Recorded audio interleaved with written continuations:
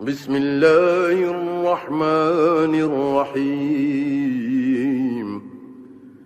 الحمد لله الذي خلق السماوات والأرض وجعل الظلمات والنور، ثم الذين كفروا بربهم يعدلون. هو الذي خلقكم من طين ثم قضى أجلا وأجل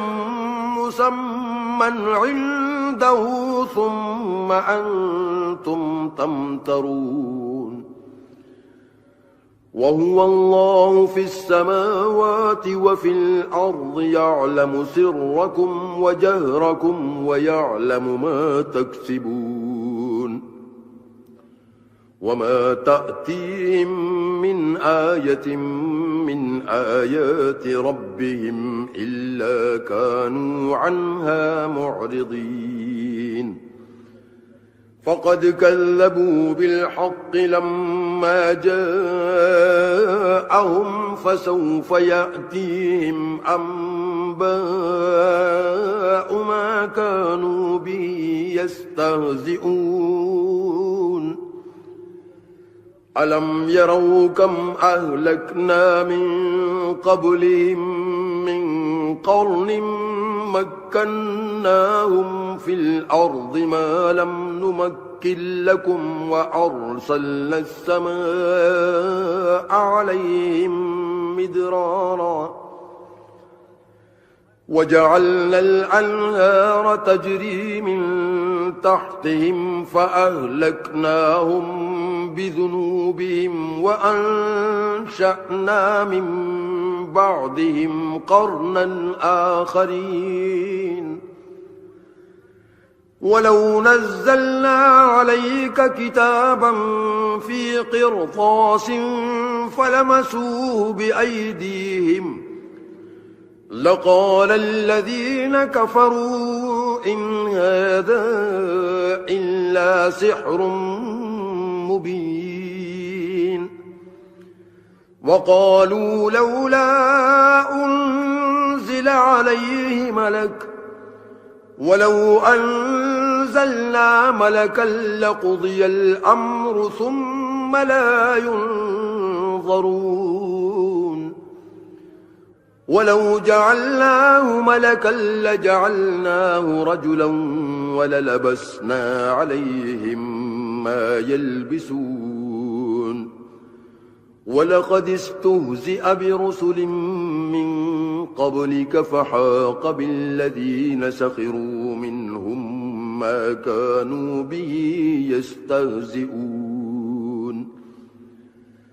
قل سيروا في الأرض ثم انظروا كيف كان عاقبة المكذبين. قل لمن ما في السماوات والأرض قل لله كتب على نفسه الرحمة ليجمعنكم إلى يوم القيامة لا ريب فيه.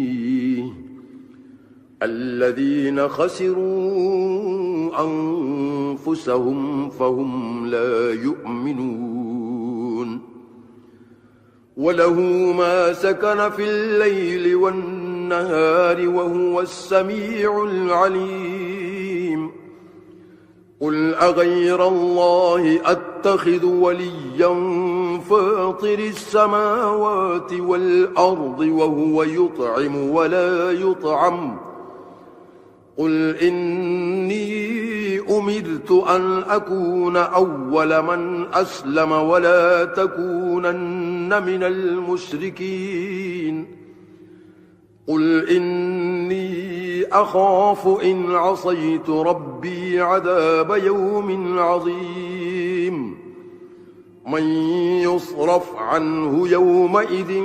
فقد رحمه وذلك الفوز المبين. وإن يمسسك الله بضر فلا كاشف له إلا هو، وإن يمسسك بخير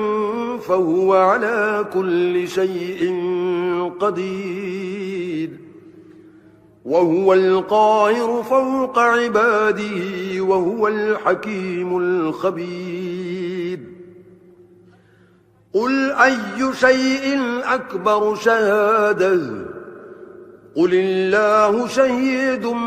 بيني وبينكم وأوحي إلي هذا القرآن لأنذركم به ومن بلغ أئنكم لتشهدون أن مع الله آلهة أخرى قل لا أشهد قل إنما هو إله واحد وإنني بريء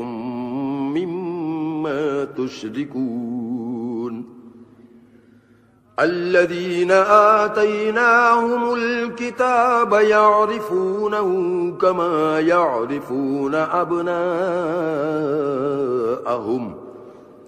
الذين خسروا أنفسهم فهم لا يؤمنون ومن أظلم ممن افترى على الله كذبا أو كذب بآياته إنه لا يفلح الظالمون ويوم نحشرهم جميعا ثم نقول للذين أشركوا أين شركاؤكم الذين كنتم تزعمون ثم لم تكن فتنتهم إلا أن قالوا والله ربنا ما كنا مشركين انظر كيف كذبوا على أنفسهم وضل عنهم ما كانوا يفترون ومنهم من يستمع إليك وجعلنا على قلوبهم أكنة أن يفقهوه وفي آذانهم وقرا وإن يروا كل آية لا يؤمنوا بها حتى إذا جاءوك يجادلونك يقول الذين كفروا إن هذا إلا أساطير الأولين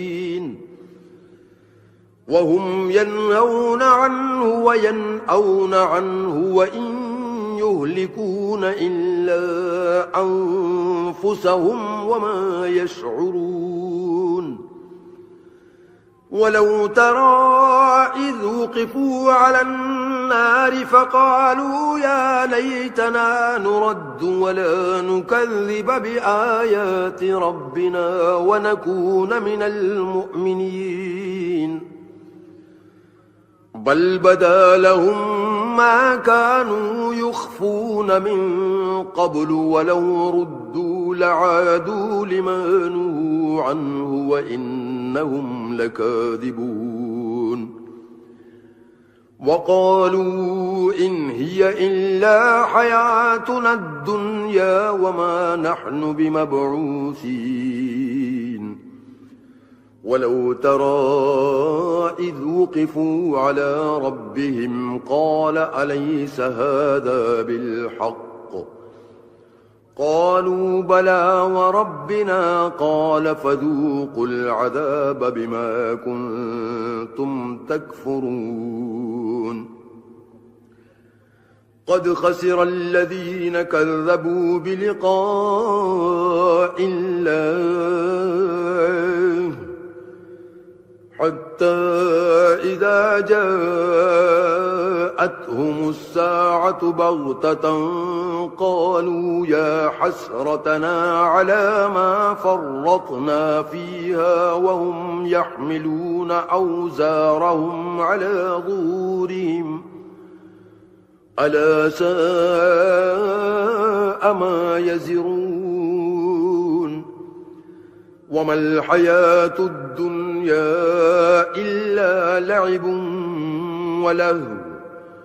وللدار الآخرة خير للذين يتقون أفلا تعقلون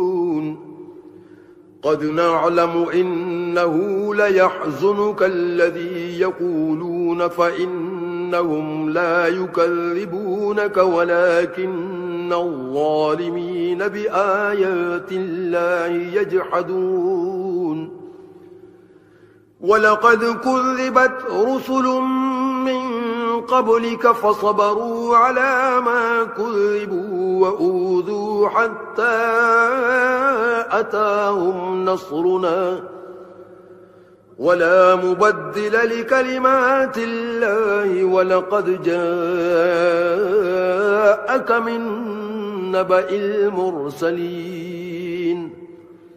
وإن كان كبر عليك إعراضهم فإن استطعت أن تبتغي نفقا في الأرض أو سلما في السماء فتأتيهم بآية ولو شاء الله لجمعهم على الهدى فلا تكونن من الجاهلين إنما يستجيب الذين يسمعون والموتى يبعثهم الله ثم إليه يرجعون وقالوا لولا نزل عليه آية من ربه قل إن الله قادر على أن ينزل آية ولكن أكثرهم لا يعلمون وما من دابة في الأرض ولا طائر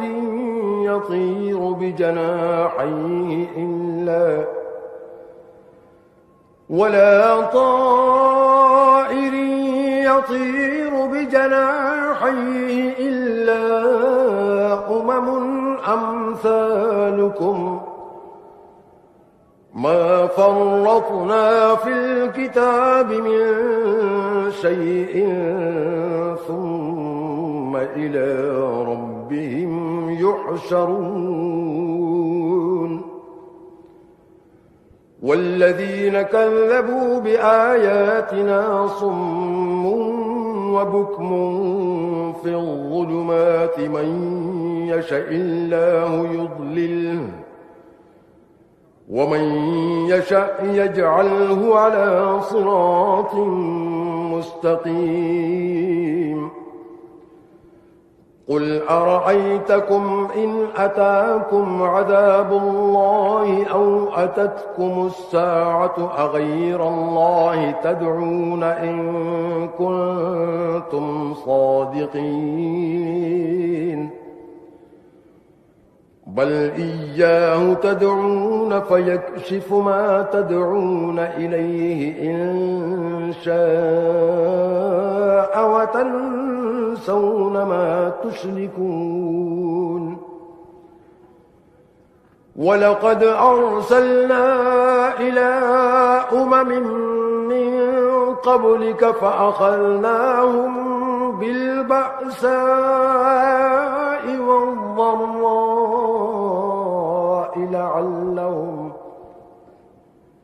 لعلهم يتضرعون فلولا إذ جاءهم بأسنا تضرعوا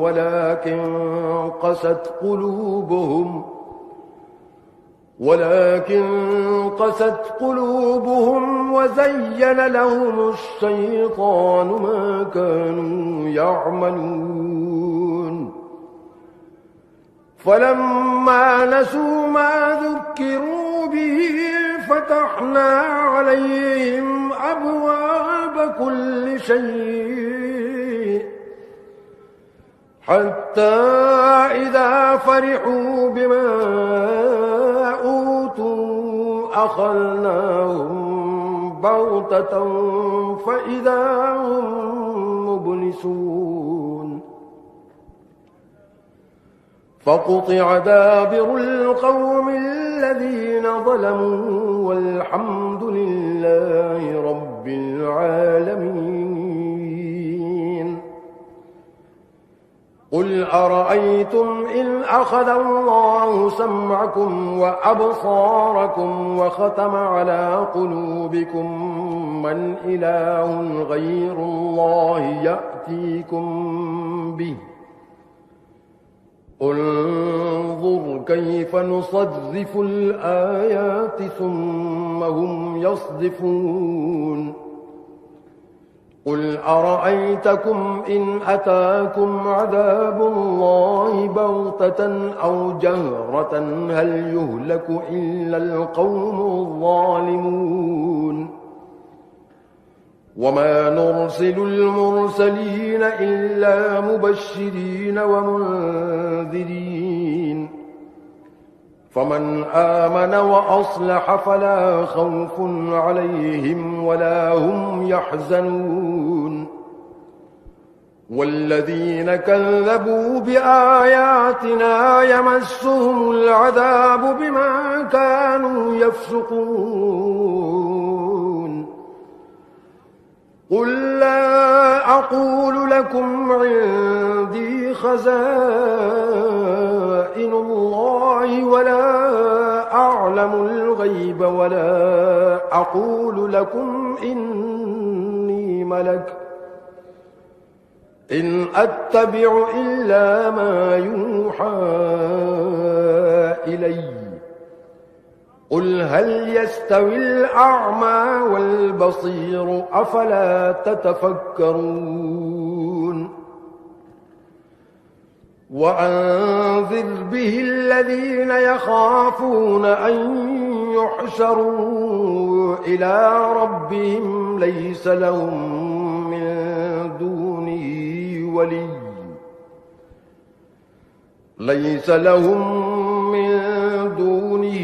ولي ولا شفيع لعلهم يتقون ولا تطرد الذين يدعون ربهم بالغداة والعشي يريدون وجهه ما عليك من حسابهم من شيء وما من حسابك عليهم شيء فتطردهم فتكون من الظالمين وكذلك فتنا بعضهم ببعض ليقولوا أهؤلاء من الله عليهم من بيننا أليس الله بأعلم بالشاكرين وإذا جاءك الذين يؤمنون بآياتنا فقل سلام عليكم كتب ربكم على نفسه الرحمة أنه من عمل منكم سوءا بجهالة ثم تاب من بعده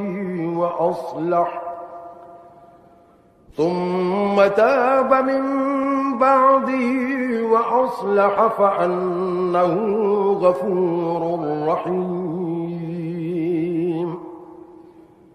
وكذلك نفصل الآيات ولتستبين سبيل المجرمين قل إني نهيت أن أعبد الذين تدعون من دون الله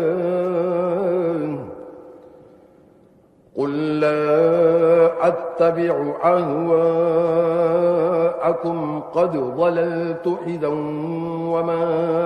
أنا من المهتدين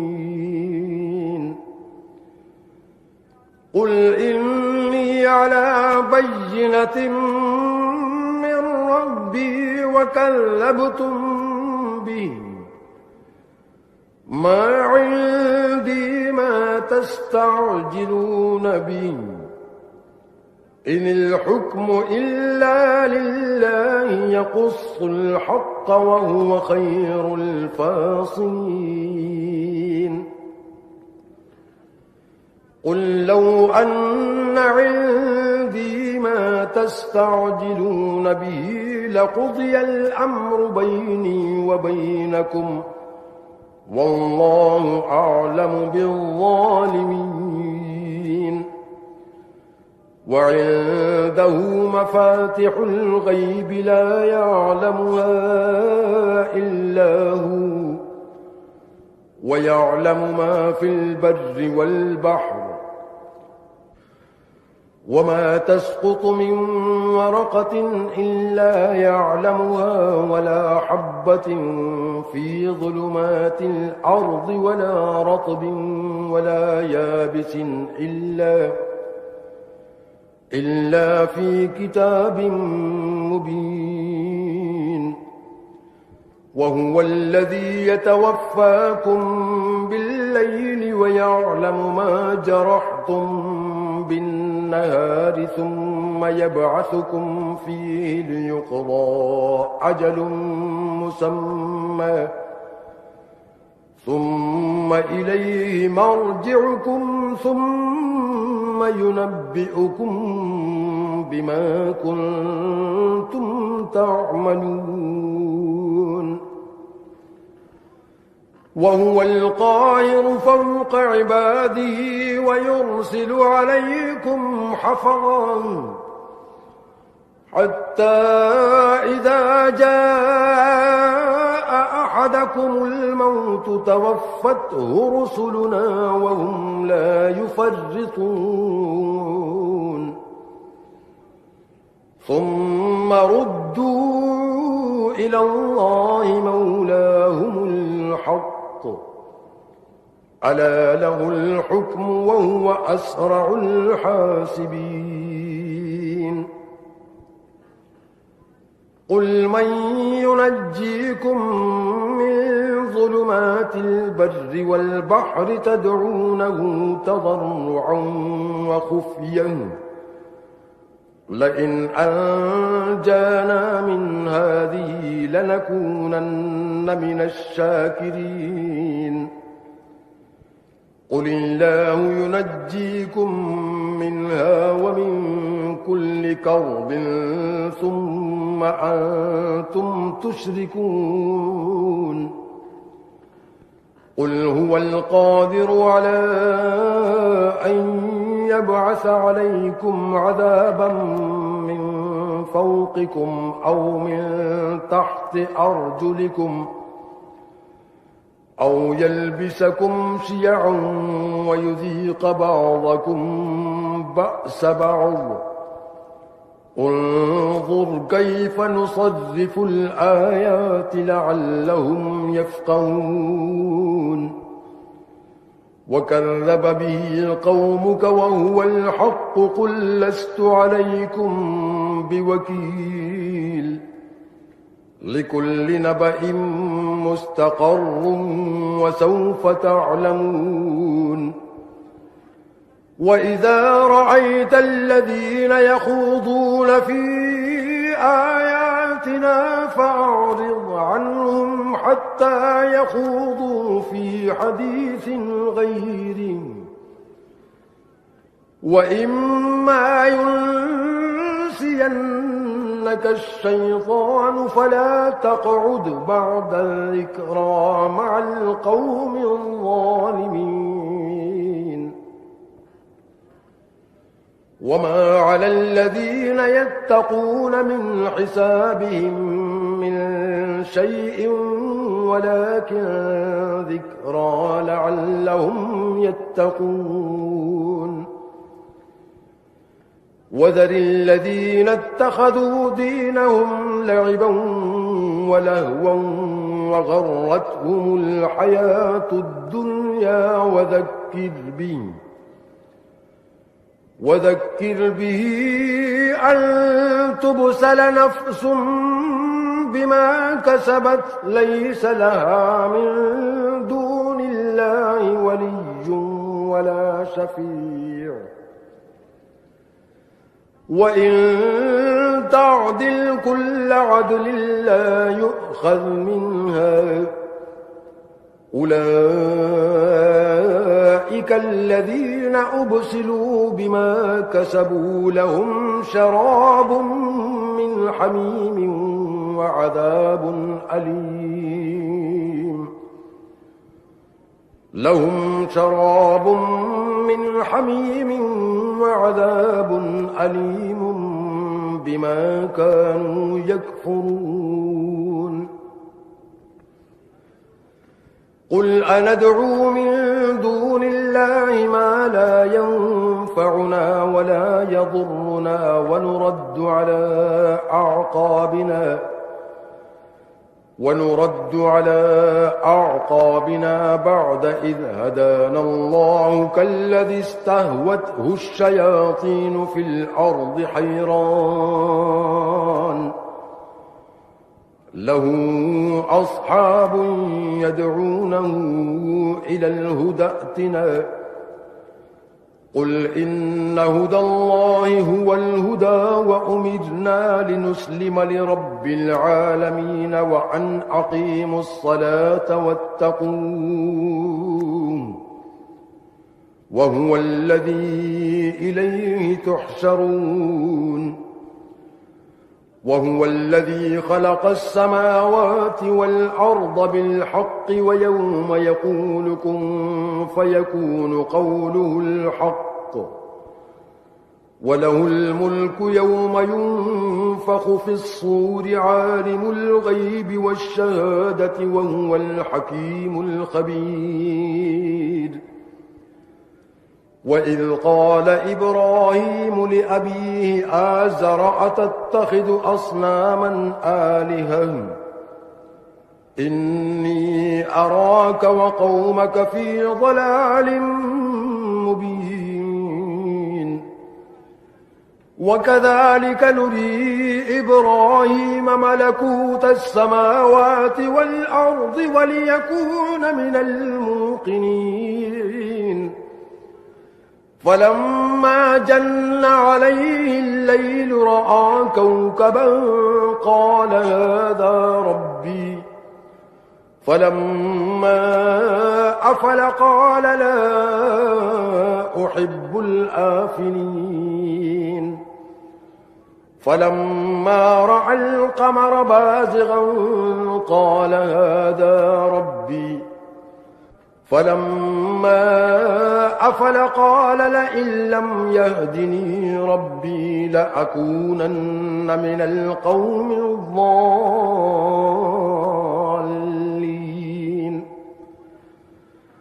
فلما رأى الشمس بازغة قال هذا ربي هذا أكبر فلما أفلت قال يا قوم إني بريء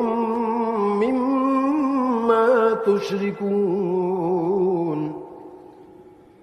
إني وجهت وجهي للذي فطر السماوات والأرض حنيفا وما أنا من المشركين وحاجه قومه قال أتحاجوني في الله وقد هدان ولا أخاف ما تشركون به إلا أن يشاء ربي شيئا وسع ربي كل شيء علما أفلا تتذكرون وكيف أخاف ما أشركتم ولا تخافون أنكم أشركتم بالله ما لم ينزل به عليكم سلطانا فأي الفريقين أحق بالأمن إن كنتم تعلمون الذين آمنوا ولم يلبسوا إيمانهم بظلم أولئك لهم الأمن وهم مهتدون وتلك حجتنا آتيناها إبراهيم على قومه نرفع درجات من نشاء إن ربك حكيم عليم ووهبنا له إسحاق ويعقوب كلا هدينا ونوحا هدينا من قبل ومن ذريته داود وسليمان وأيوب ويوسف وموسى وهارون وكذلك نجزي المحسنين وزكريا ويحيى وعيسى وإلياس كل من الصالحين وإسماعيل واليسع ويونس ولوطا وكلا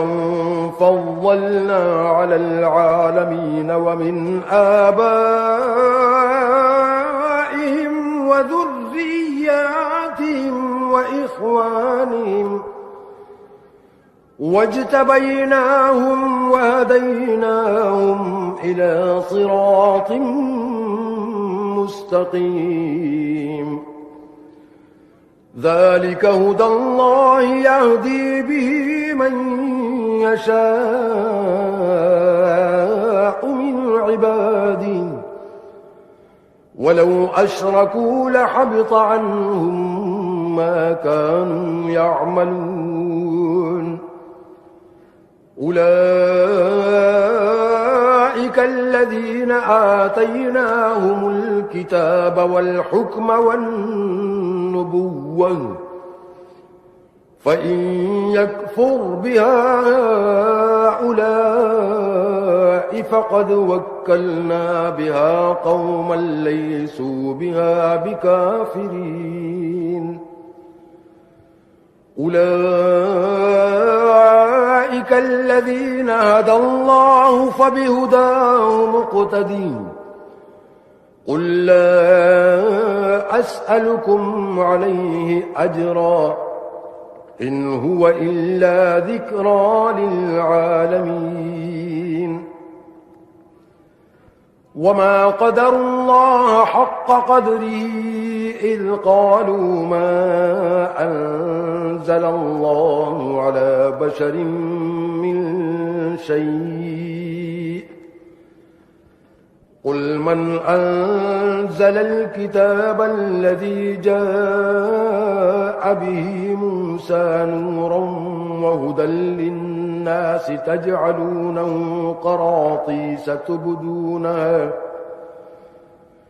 وهدى للناس تجعلونه قراطيس تبدونها وتخفون كثيرا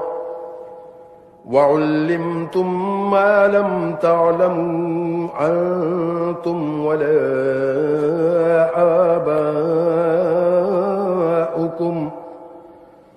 قل الله ثم ذرهم في خوضهم يلعبون وهذا كتاب أنزلناه مبارك مصدق الذي بين يديه ولتنذر أم القرى ومن حولها والذين يؤمنون بالآخرة يؤمنون به وهم على صلاتهم يحافظون ومن أظلم ممن افترى على الله كذبا أو قال أوحي إلي ولم يوح إليه شيء ومن قال سأنزل مثل ما أنزل الله ولو ترى إذ الظالمون في غمرات الموت والملائكة باسطوا أيديهم أخرجوا أنفسكم اليوم تجزون عذاب الهون بما كنتم تقولون على الله غير الحق وكنتم عن آياته تستكبرون ولقد جئتمونا فرادا كما خلقناكم أول مرة وتركتم ما خولناكم وراء ظهوركم وما نرى معكم شفعاءكم الذين زعمتم أنهم فيكم شركاء لقد تقطع بينكم وضل عنكم ما كنتم تزعمون إن الله فالق الحب والنوى يخرج الحي من الميت ومخرج الميت من الحي ذلكم الله فأنى تؤفكون فالق الإصباح وجعل الليل سكنا والشمس والقمر حسبانا ذلك تقدير العزيز العليم وهو الذي جعل لكم النجوم لتهتدوا بها في ظلمات البر والبحر قد فصلنا الآيات لقوم يعلمون وهو الذي أنشأكم من نفس واحدة فمستقر ومستودع قد فصلنا الآيات لقوم يفقهون وهو الذي أنزل من السماء ماء فأخرجنا به نبات كل شيء فأخرجنا منه خضرا نخرج منه حبا متراكبا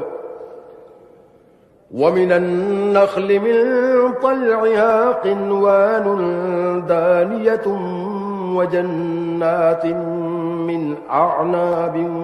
والزيتون والرمان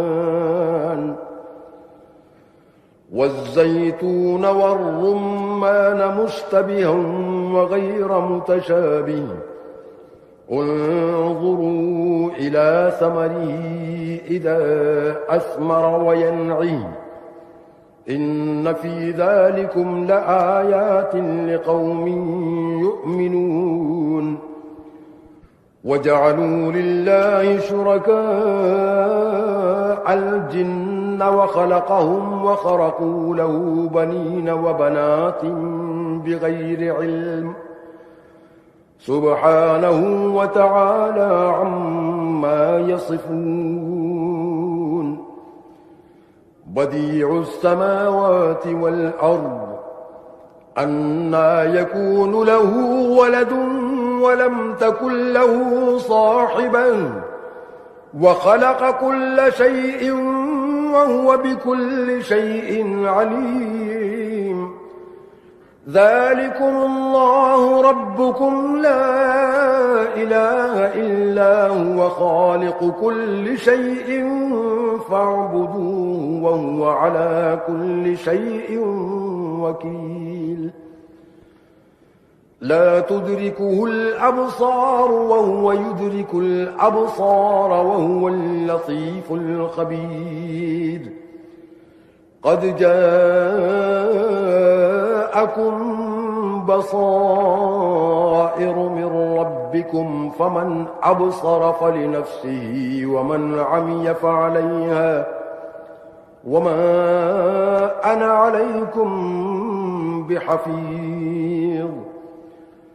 وكذلك نصرف الآيات وليقولوا درست ولنبينه لقوم يعلمون اتبع ما أوحي إليك من ربك لا إله إلا هو وأعرض عن المشركين ولو شاء الله ما أشركوا وما جعلناك عليهم حفيظا وما أنت عليهم بوكيل ولا تسبوا الذين يدعون من دون الله فيسبوا الله عدوا بغير علم كذلك زينا لكل أمة عملهم ثم إلى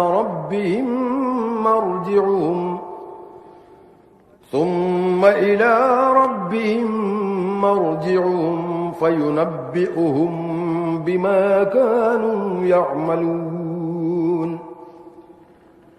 وأقسموا بالله جهد أيمانهم لئن جاءتهم آية ليؤمنن بها قل إنما الآيات عند الله وما يشعركم أنها إذا جاءت لا يؤمنون ونقلب أفئدتهم وأبصارهم كما لم يؤمنوا به أول مرة ونذرهم في طغيانهم يعمهون ولو أننا نزلنا إليهم الملائكة وكلمهم الموتى وحشرنا عليهم كل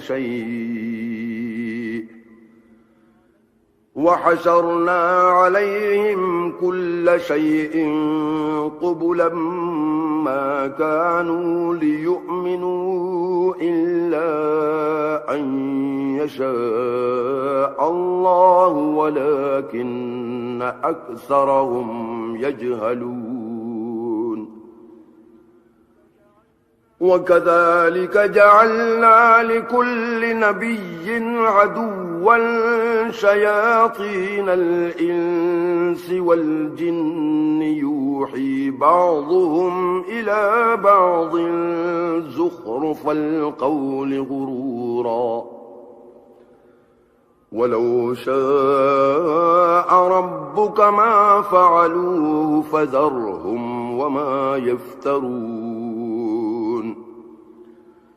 ولتصغى إليه أفئدة الذين لا يؤمنون بالآخرة وليرضوه وليقترفوا ما هم مقترفون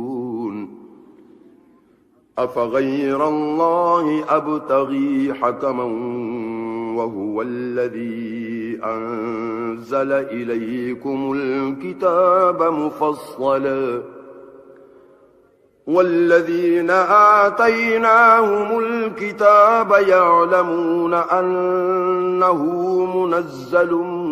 من ربك بالحق فلا تكونن من الممترين وتمت كلمة ربك صدقا وعدلا لا مبدل لكلماته وهو السميع العليم وإن تطع أكثر من في الأرض يضلوك عن سبيل الله إن يتبعون إلا الظن وإن هم إلا يخرصون إن ربك هو أعلم من يضل عن سبيله وهو أعلم بالمهتدين فكلوا مما ذكر اسم الله عليه إن كنتم بآياته مؤمنين وما لكم ألا تأكلوا مما ذكر اسم الله عليه وقد فصل لكم ما حرم عليكم إلا ما اضطررتم إليه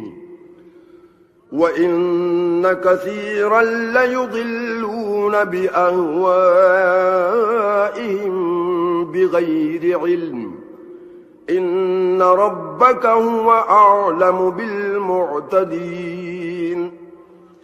وذروا ظاهر الإثم وباطنه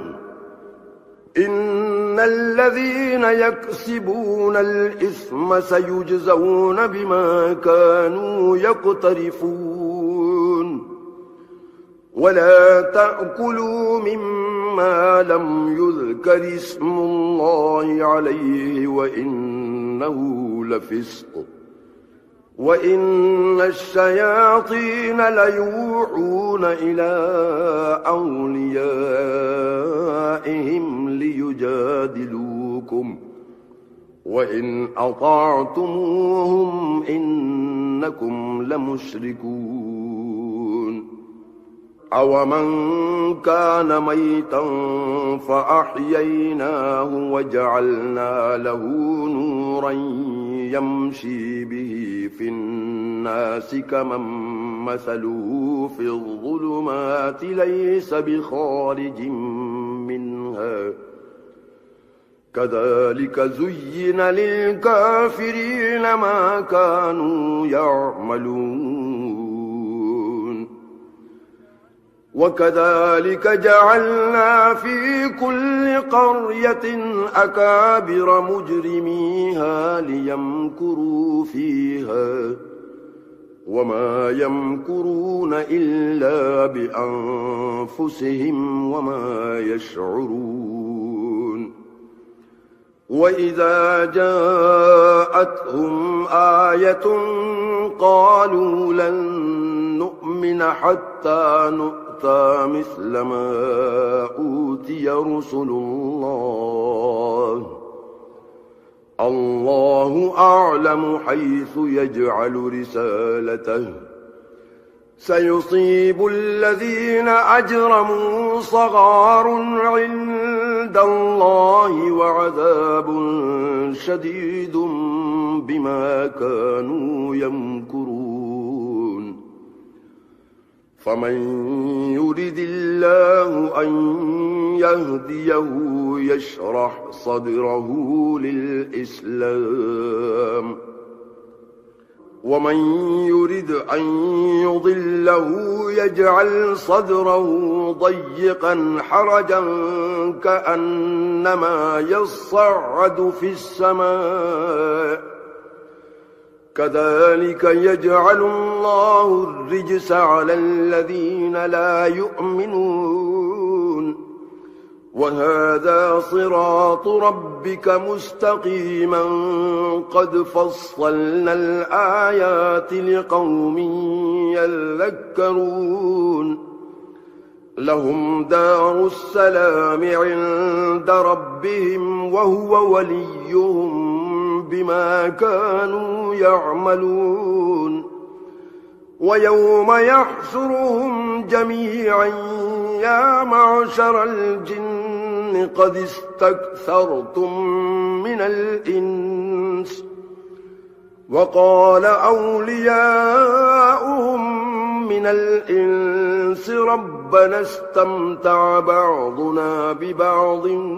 وبلغنا أجلنا الذي أجلت لنا قال النار مثواكم خالدين فيها إلا ما شاء الله إن ربك حكيم عليم وكذلك نولي بعض الظالمين بعضا بما كانوا يكسبون يا معشر الجن والإنس ألم يأتكم رسل منكم يقصون عليكم آياتي وينذرونكم لقاء يومكم هذا قالوا شهدنا على أنفسنا وغرتهم الحياة الدنيا وشهدوا على أنفسهم أنهم كانوا كافرين ذلك أن لم يكن ربك مهلك القرى بظلم وأهلها غافلون ولكل درجات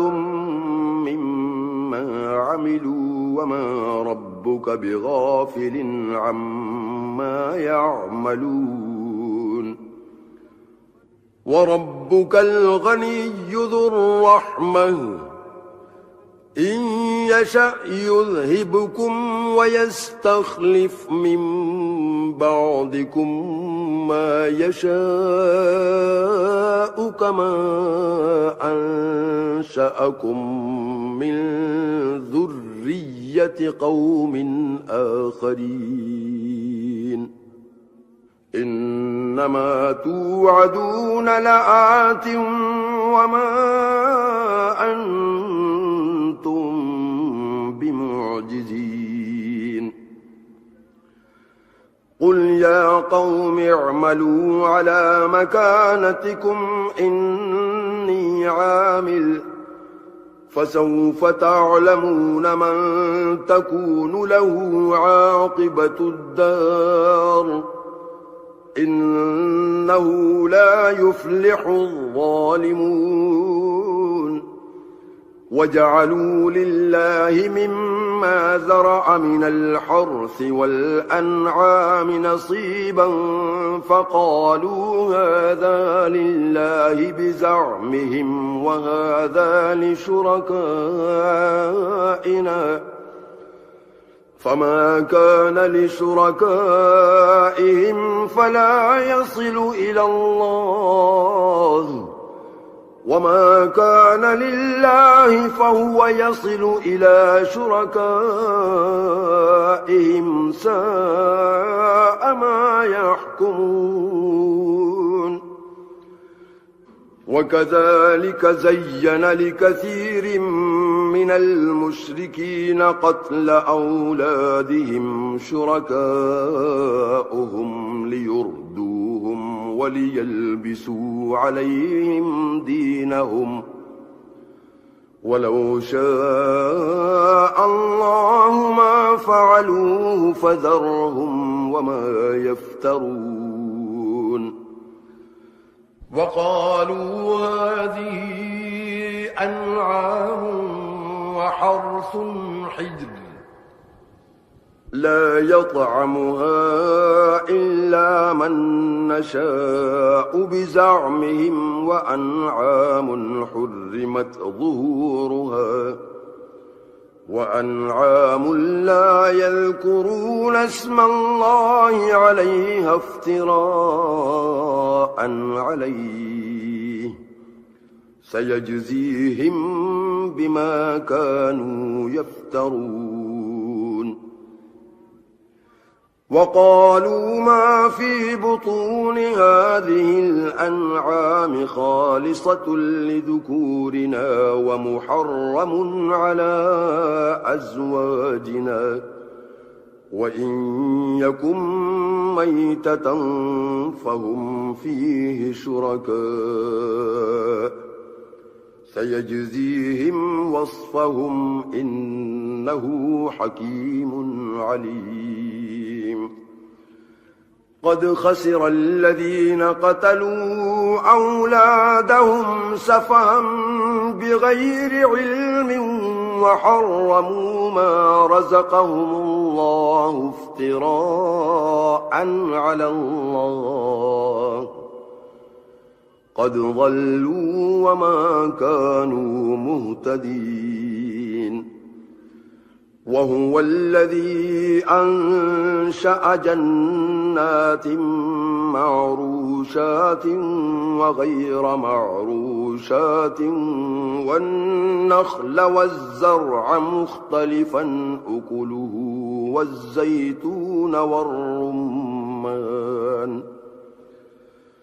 والزيتون والرمان متشابها وغير متشابه كلوا من ثمره إذا أثمر وآتوا حقه يوم حصاده ولا تسرفوا إنه لا يحب المسرفين ومن الأنعام حمولة وفرشا كلوا مما رزقكم الله ولا تتبعوا خطوات الشيطان إنه لكم عدو مبين 8 أزواج من الضأن 2 ومن المعز 2 قل أذكرين حرم أم الأنثيين أما اشتملت عليه أرحام الأنثيين نبئوني بعلم إن كنتم صادقين ومن الإبل 2 ومن البقر 2 قل أذكرين حرم أم الأنثيين أما اشتملت عليه أرحام الأنثيين أم كنتم شهداء إذ وصاكم الله بهذا فمن أظلم ممن افترى على الله كذبا ليضل الناس بغير علم إن الله لا يهدي القوم الظالمين قل لا أجد فيما أوحي إلي محرما على طاعم يطعمه إلا أن يكون ميتة أو دما مسفوحا أو لحم خنزير فإنه رجس أو فسقا أهل لغير الله به فمن اضطر غير باغ ولا عاد فإن ربك غفور رحيم وعلى الذين هادوا حرمنا كل ذي ظفر ومن البقر والغنم حرمنا عليهم شحومهما إلا ما حملت ظهورهما أو الحوايا أو ما اختلط بعظم ذلك جزيناهم ببغيهم وإنا لصادقون فإن كذبوك فقل ربكم ذو رحمة واسعة ولا يرد بأسه عن القوم المجرمين سيقول الذين أشركوا لو شاء الله ما أشركنا ولا آباؤنا ولا حرمنا من شيء كذلك كذب الذين من قبلهم حتى ذاقوا بأسنا قل هل عندكم من علم فتخرجوه لنا إن تتبعون إلا الظن وإن أنتم إلا تخرصون قل فلله الحجة البالغة فلو شاء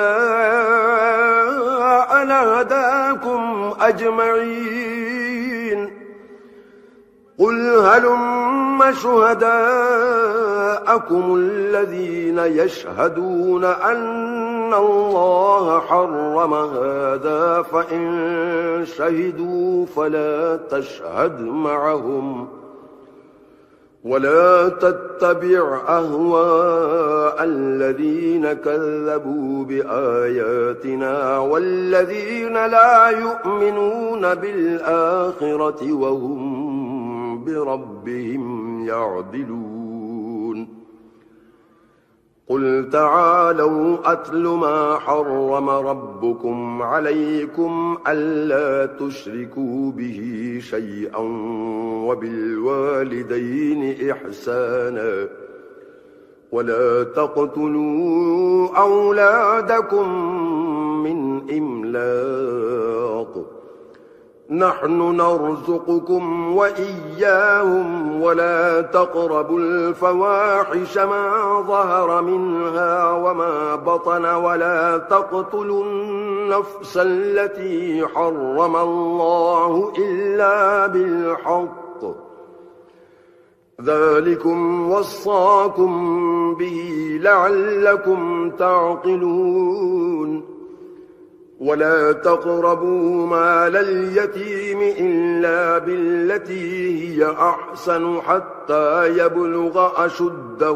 وأوفوا الكيل والميزان بالقسط لا نكلف نفسا إلا وسعها وإذا قلتم فاعدلوا ولو كان ذا قربى وبعهد الله أوفوا ذلكم وصاكم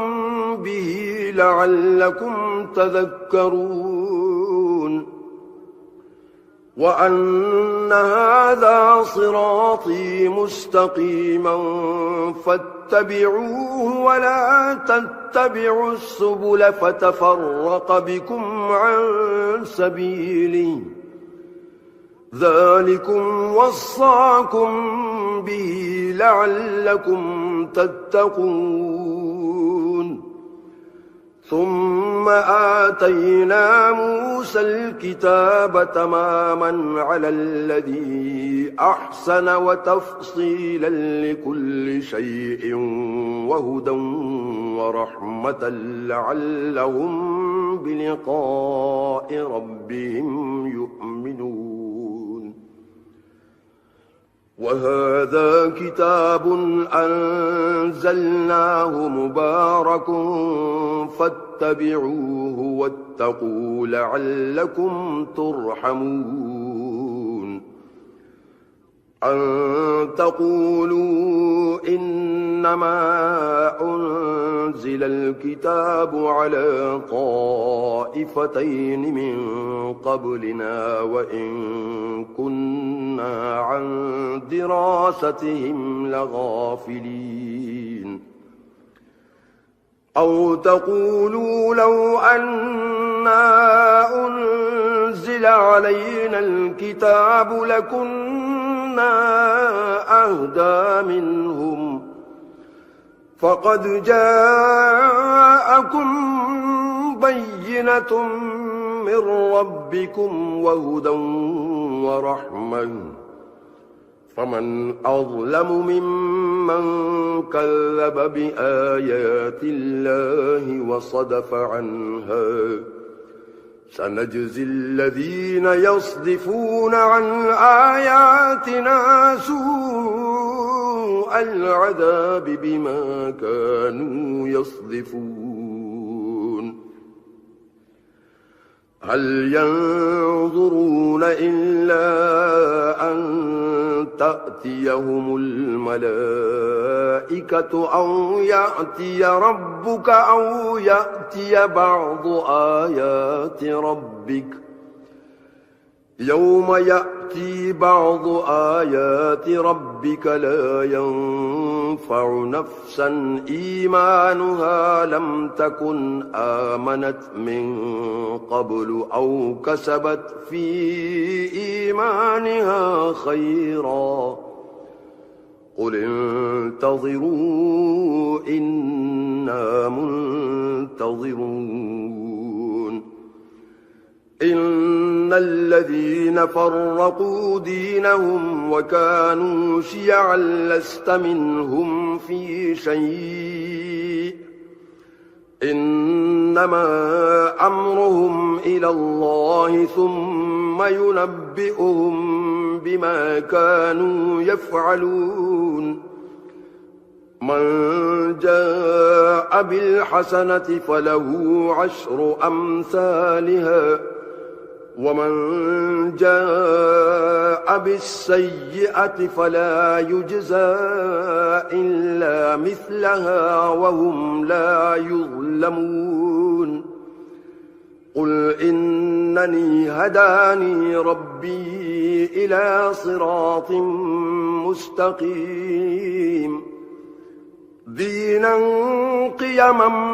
ملة إبراهيم حنيفا وما كان من المشركين قل إن صلاتي ونسكي ومحياي ومماتي لله رب العالمين لا شريك له وبذلك أمرت وأنا أول المسلمين قل أغير الله أبغي ربا وهو رب كل شيء ولا تكسب كل نفس إلا عليها ولا تزر وازرة وزر أخرى ثم إلى ربكم مرجعكم فينبئكم بما كنتم فيه تختلفون وهو الذي جعلكم خلائف الأرض ورفع بعضكم فوق بعض درجات ليبلوكم فيما آتاكم إن ربك سريع العقاب وإنه لغفور رحيم